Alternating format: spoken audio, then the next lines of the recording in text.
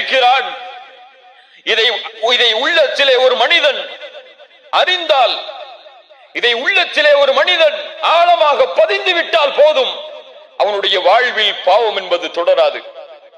அப்துல்லா இப்னு Umar ரலியல்லாஹு அன்ஹுமா யார் இவர்கள்? அப்துல்லா இப்னு உமர் யார்? உமர் இப்னு கத்தாபுடைய மகனார்.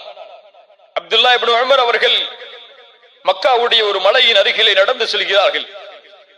அங்கே ஆடு மேய்க்கக்கூடிய ஒரு வாலிபன் ஆடுகளை மேய்த்துக் கொண்டிருக்கிறான்.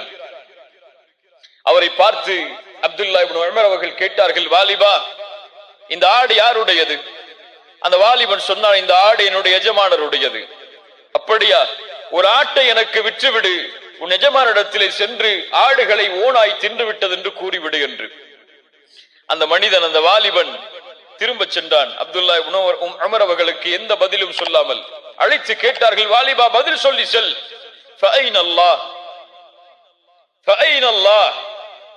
அந்த வாலிபன் கேட்கிறான் அப்துல்லா இப்னு உமரிடத்திலே திரும்பி சென்றவனாக, நீங்கள் சொல்லுகிறீர்கள் எஜமானரிடத்திலே சென்று ஆடுகளை ஓனாய் தின்று விட்டது என்று நான் சொல்லுகிறேன், ஆனால் அல்லாஹ் எங்கே இருக்கிறான்? அவன் நாளை மறுமையிலே என்னிடத்திலே இதை குறித்து கேட்டால் நான் என்ன பதில் சொல்வேன்? அப்துல்லா இப்னு உமர் இதை கேட்டவுடன் அழ ஆரம்பிக்கிறார்கள். அந்த வாலிபனை அழைத்துக் கொண்டு அவருடைய எஜமானரிடத்திலே சென்று அவரை விலை பேசி அந்த காசை கொடுத்து அவரை விடுதலை செய்கிறார்கள். கண்ணியத்துக்குரியவர்களே, இந்த ஒரு அச்சம், இந்த பாவத்தை குறித்து நாளை மறுமையில் அல்லாஹ் என்னிடத்திலே விசாரித்தால் நான் என்ன செய்வேன் என்ற ஒரு பயம் உள்ளத்திலே தொற்றிக் கொண்டால் போதும், தௌபாவுடைய பாதையில் அவன் நடக்க ஆரம்பிப்பான். எப்போது இந்த பயம் இல்லையோ, எப்போது இந்த உணர்வில்லையோ, அவனுடைய உள்ளம் செத்து மடிந்து விட்டது. அவன் அல்லாஹ்விடத்திலே உள்ளத்தை கேட்கட்டும், அவனுக்கு உள்ளம் இல்லை. அல்லாஹ் பாதுகாப்பானாக. யாரை இந்த பயம் ஆட்டியது தெரியுமா? எப்படிப்பட்ட நபித்தோழர்களை இந்த பயம் சுற்றி வளைத்தது தெரியுமா? நாம் எல்லாம் கேள்விப்பட்ட நபித்தோழர் தான் ரசூலுல்லாஹி ஸல்லல்லாஹு அலைஹி வஸல்லமுடைய சபையில் பெரிய பெரிய சஹாபாக்கள் இருக்கிறார்கள். அபூபக்கர், உமர், உஸ்மான், அலி போன்ற மிகப்பெரிய நபித்தோழர்களுடைய சபை. ரசூலுல்லாஹி ஸல்லல்லாஹு அலைஹி வஸல்லம் அவர்களுக்கு இல்மை கற்றுக் கொடுக்கிறார்கள், ஒழுக்கத்தை கற்றுக் கொடுத்துக் கொண்டிருக்கிறார்கள், குர்ஆனை கற்றுக் கொடுத்துக் கொண்டிருக்கிறார்கள். அந்த நேரத்தில் மிக பணிவோடு, யாரை பற்றிய பயத்தையும் உள்ளத்திலே கொள்ளாமல், யார் இருக்கிறார்கள் இங்கே இல்லை என்ற எண்ணத்தை எல்லாம் சுமக்காமல், ஒரு நபித்தோழர் தன்னை பணிந்தவராக மிக தாழ்வோடு அல்லாஹ்வுடைய தூதர் ஸல்லல்லாஹு அலைஹி வஸல்லம் அவர்களுடைய முன்னால் வந்து நிற்கிறார்கள். ரசூலுல்லாஹ்வை அழைத்தார்கள், யா ரசூலல்லாஹ், அல்லாஹ்வுடைய ரசூலே, தஹிர்னி யா ரசூலல்லாஹ். நாம் எல்லாம் கேட்ட செய்திகள் தான் இவையெல்லாம். ஈமானை புதுப்பிப்பதற்காக மீண்டும் கேட்பதில் எந்த தவறும் இல்லை. தஹிர்னி யா ரசூலல்லாஹ், என்னை சுத்தப்படுத்துங்கள் அல்லாஹ்வுடைய ரசூலே. ரசூலுல்லாஹி ஸல்லல்லாஹு அலைஹி வஸல்லம் கேட்டார்கள், தோழரே, என்ன செய்து வந்தீர் நீ உன்னை சுத்தப்படுத்துவதற்கு? யா ரசூலல்லாஹ், நான் விபச்சாரம் செய்தேன். யாருக்கு முன்னால் சொல்கிறார்? சஹாபாக்களுக்கு முன்னால் சொல்கிறார், அங்கே இருந்த மக்களுக்கு முன்னால் சொல்கிறார். அவருடைய உள்ளத்தில் அங்கே இருக்கக்கூடியவர்கள் மீது பயம் இல்லை. பயம் இருந்தால் இப்படி அவர் பேசி இருக்க மாட்டார். அவர் பயந்தது அங்கே அல்லாஹ்வை தவிர வேறு யாரையும் கிடையாது. விபச்சாரம் செய்து விட்டேன் அல்லாஹ்வுடைய ரசூலே. ரசூலுல்லாஹ் கொஞ்சம் அந்த சஹாபாக்களை திரும்பி பார்த்தார்கள். அபிஹி மஜ்னூன், அபிஹி மஜ்னூன், இவர் என்ன பைத்தியக்காரரா? யா ரசூலுல்லாஹ், இவர் மாயிஸ், கண்ணியமான நபர், இவருக்கு பைத்தியம் அல்ல. இவர் மது அருந்திருக்கிறாரா? கொஞ்சம் அவரிடத்திலே பக்கத்தில் சென்று பார்த்து வாருங்கள். சஹாபாக்கள் பக்கத்தில் சென்று அவருடைய அந்த நறுமணத்தை நுகர்கிறார்கள். யா ரசூலல்லாஹ், இவர் மது குடிக்கவில்லை, நிதானமோடு தான் இருக்கிறார் மாயிஸ். ரசூலுல்லாஹி ஸல்லல்லாஹு அலைஹி வஸல்லம் சொன்னார்கள், மாயிஸே, திரும்பச் செல், பாவத்தை குறித்து அல்லாஹ்விடத்திலே முறையிடு, தௌபா செய், திரும்பச் செல். கொஞ்ச தூரம் செல்கிறார், திரும்பி பார்த்தார். யா ரசூலல்லாஹ், தஹிர்னி யா ரசூலல்லாஹ், என்னை சுத்தப்படுத்துங்கள் அல்லாஹ்வுடைய ரசூலே, மாயிஸே திரும்பச் செல், அல்லாஹ்விடத்திலே தௌபா செய், அல்லாஹ் உன் பாவத்தை மன்னிப்பார். யா ரசூலல்லாஹ், இந்த குற்றத்திற்கு தண்டனை இது வல்லவே. மாயிஸ் அவர்கள் குற்றத்தை ஒப்புக்கொள்கிறார்கள். ரசூலுல்லாஹி ஸல்லல்லாஹு அலைஹி வஸல்லம் அவருக்கு ஹத்தை நிறைவேற்றுமாறு சஹாபாக்களுக்கு கட்டளையிடுகிறார்கள். ரசூலுல்லாஹுடைய அந்த பாசம், அந்த நேசம் யாரும் நிரூபிக்கவில்லை. அந்த குற்றத்தை சாட்சிகள் யாரும் இல்லை தண்டனையை கொடுப்பதற்கு, அவரே சாட்சி. ரசூலுல்லாஹ் அதனால் அவகாசம் கொடுக்கிறார்கள். யாரும் உன் குற்றத்தை சாட்சியாக வந்து முன்னால் நிற்கவில்லை, நீ செல். ஆனால் அவர் சென்றிருக்கலாம். அவர் தௌபா செய்திருந்தால் குர்ஆனுடைய வசனம் சொல்லுகிறது, அல்லாஹ் அவரை மன்னித்திருப்பான்.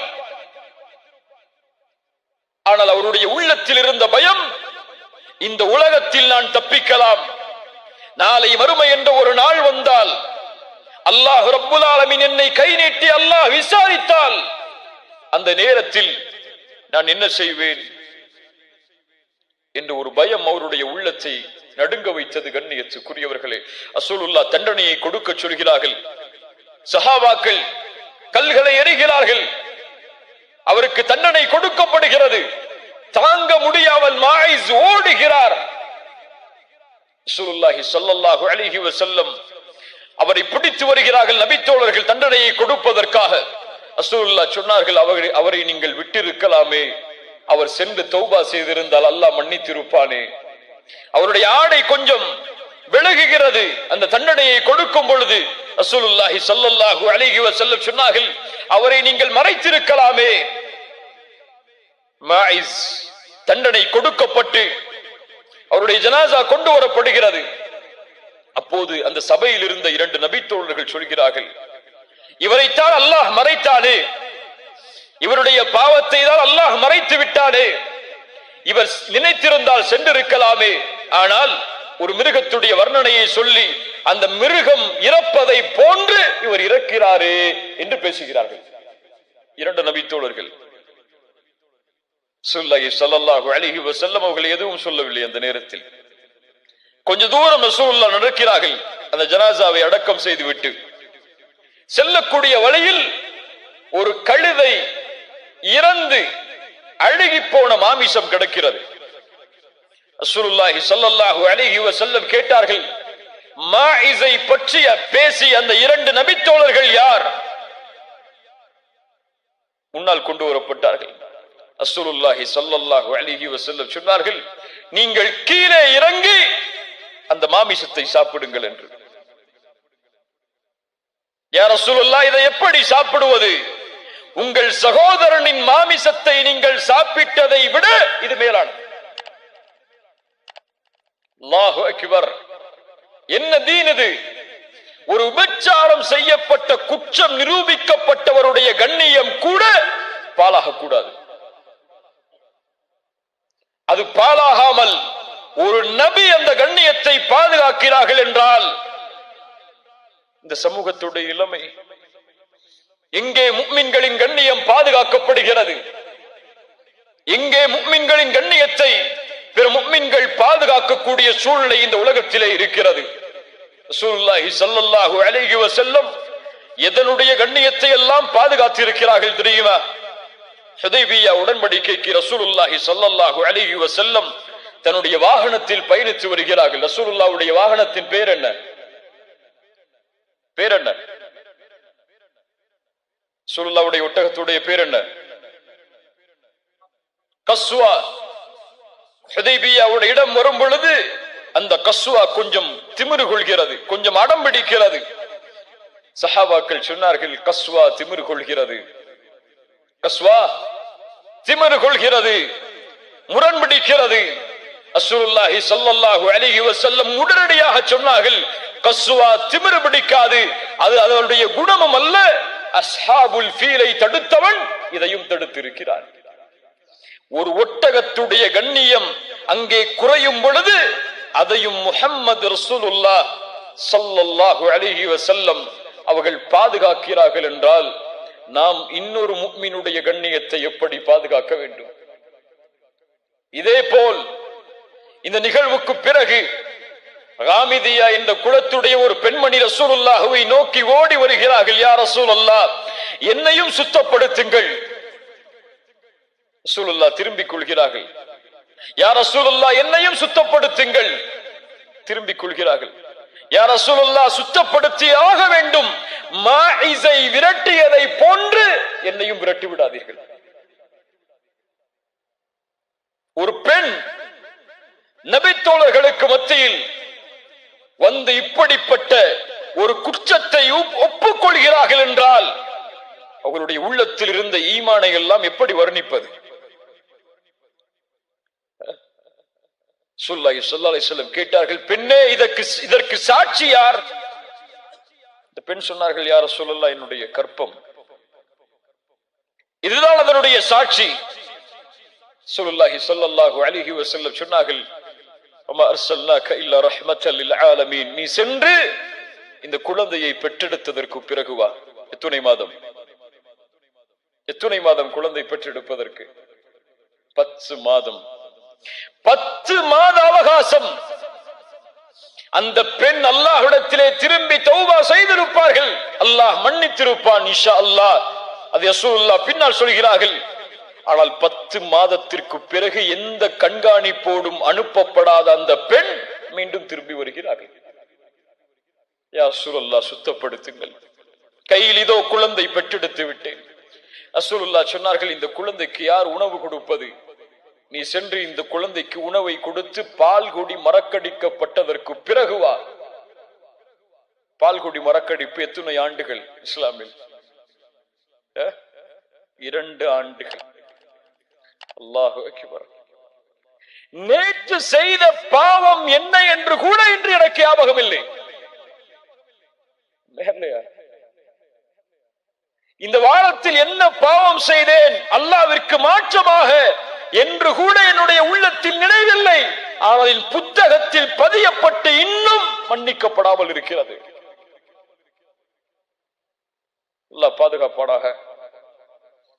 2 ஆண்டுகளுக்கு பிறகு மீண்டும் அந்த குழந்தையை கையில் சுமந்து கையில் ரொட்டியை எடுத்தவர்களாக அல்லாஹ்வுடைய தூதருக்கு முன்னால் வந்து, யா ரசூலல்லாஹ், இந்த குழந்தை உணவை சாப்பிடுகிறது, எனக்கு தண்டனையை கொடுங்கள்.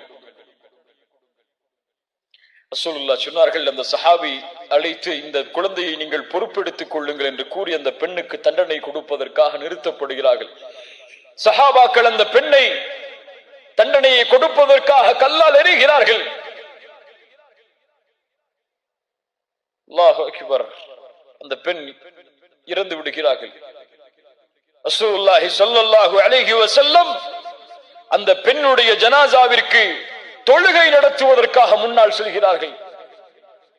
உமர் இப்னுல் கத்தாப் ரலியல்லாஹு அன்ஹு ரசூலுல்லாஹுடைய முன்னால் வருகிறார்கள். யா ரசூலல்லாஹ், இந்த பெண்ணுக்கு நீங்கள் தொழுகை நடத்துகிறீர்களா? அவள் விபச்சாரம் செய்த பெண். விபச்சாரம் செய்த பெண்ணுக்கு நீங்கள் தொழுகை நடத்துவதா? உமரே, உனக்கு தெரியுமா, இந்த பெண் செய்த தௌபாவை மதீனாவில் வாழக்கூடிய 70 பேருக்கு பங்கு வைத்தாலும் விசாலமாகும்.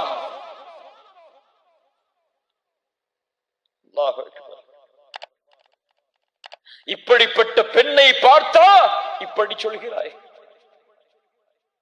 எங்கே ஒரு முஃமினுடைய கண்ணியம் பாழாக்கப்படுமோ அங்கே ரசூலுல்லாஹ் சினம் கொள்வார்கள், அந்த முஃமினுடைய கண்ணியத்தை பாதுகாப்பதற்காக.